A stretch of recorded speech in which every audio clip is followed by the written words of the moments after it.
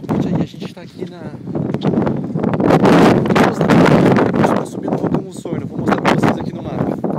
Tá 3, 4 graus abaixo de zero, a gente confirmou a informação ali com a moça da entrada. A gente tá mais ou menos aqui no primeiro ponto. Amanhã a gente vai vir, que vai estar com um pouquinho mais de sol, que a gente já viu a previsão do tempo.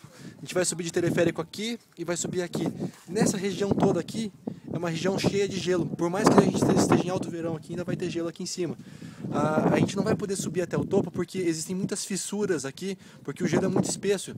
E por mais que esteja coberto, elas não são visíveis. A gente pode cair lá embaixo e sumir nunca mais. Adeus, Vitor, adeus, Adriano. O Adriano tá aqui morrendo de frio, coitado. E é isso, povo. Deixa eu só dar mais uma voltinha para mostrar para vocês aqui. O lugar é maravilhoso, tá muito frio, ventando muito. A gente tomou um chocolate quente aqui, pagou super caro, mas tudo bem, valeu a pena só pelo lugar.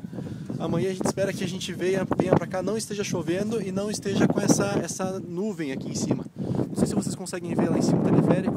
A base aqui. Nossa, muito gelado aqui, muito gelado.